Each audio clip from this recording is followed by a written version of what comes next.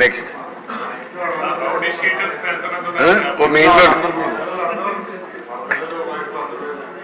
నారాయణ గారు చెప్పినట్టు ఇది నేను చెప్పింది వాళ్ళ పేర్లో ఎక్కువ టైం అవుతుందని చెప్పలేకపోయాను, కానీ ఇంట్లో ఉంటే మన పెళ్ళిళ్ళు పిలిచేవాళ్ళం కుటుంబ సమేతంగా.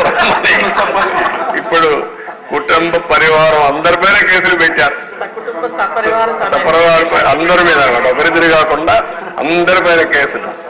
అంటే ఏ విధంగా హెరాస్ చేశారు. ఈ రాష్ట్రంలో ఎవ్వరు వ్యాపారాలు చేయడానికి వీలు లేదు, ఎవరు బయట రావడానికి వీలు లేదు, ఎవరు మాట్లాడడానికి వీలు లేదు. ఒకవేళ మీరు ఆస్తులుంటే ఆస్తుల్లో కూడా వాటా ఇవ్వమంటే ఇవ్వాల్సిందే. ఇలాంటి భయంకరమైన పరిస్థితులు. నారాయణ గారు అయితే కూతుర్లు పెట్టారు, వాళ్ళ మిస్సెస్ పేరు పెట్టారు, అందరినీ వదిలిపెట్టలేదు. లేని వాళ్ళు చాలా మంది తక్కువ ఉన్నారు. ఇక్కడ 20 కేసులు ఉన్నాయి. అల్లుణ్ణి, కూతుర్ని, భార్యని అందరినీ సిబిసిఐడి తీసుకొచ్చి ఎక్కడికక్కడ ఎంక్వైరీ మీద ఎంక్వైరీ ఎన్ని చేయాలని చేసే పరిస్థితికి వచ్చారు. ఇప్పుడే ఒక చంద్రమోహన్ రెడ్డి గారు చెప్తున్నారు, కేసులు లేని వాళ్ళు పుణ్యాత్ములు, వాళ్ళకు బోనస్ అది ఎవరున్నారు పైకి లేవని ఒకసారి చూపించడానికి. కేసులు లేని వాళ్ళు అదృష్టవంతుల వాళ్ళు. చూసారా దేశ కేసులు లేని వాళ్ళు వీళ్ళు మాత్రం మెజారిటీ బాధితులు. Okay, thank you.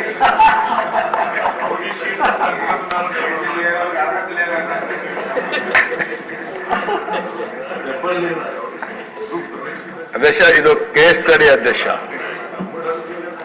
అంగళ్ళు, ఇది తంబళపల్లి నియోజకవర్గం, పొంగునూరు 2. ఇది ఒక కేస్ స్టడీ.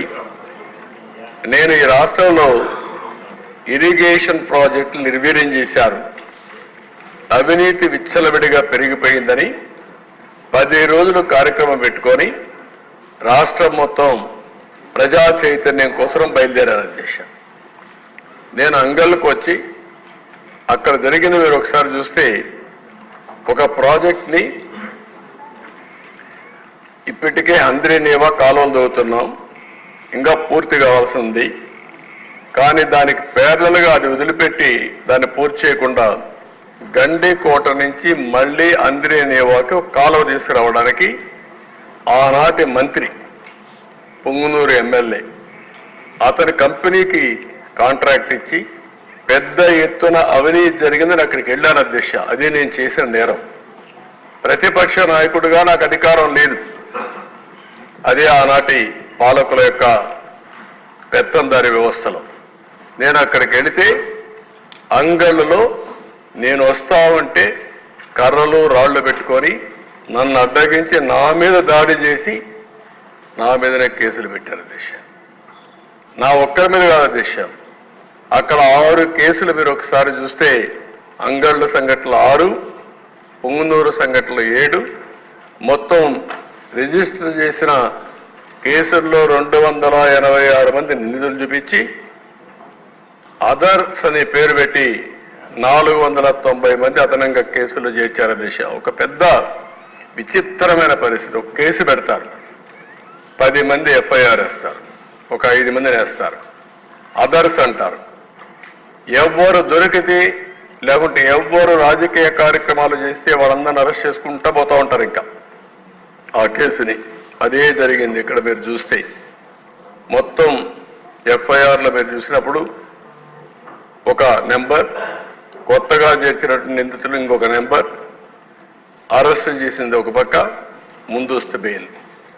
ఎంత టెర్రరైజ్ చేశారంటే ఆ 2 నియోజకవర్గాల్లో ఆ 2 సంఘటనల్లో దగ్గర 1000 మంది పైన 409 ప్లస్ 286. మీరు ఆ 2 చూసిన తర్వాత 600 మంది పైన కేసులు పెట్టారు. కేసులు లేనివాడు వెళ్ళాడు.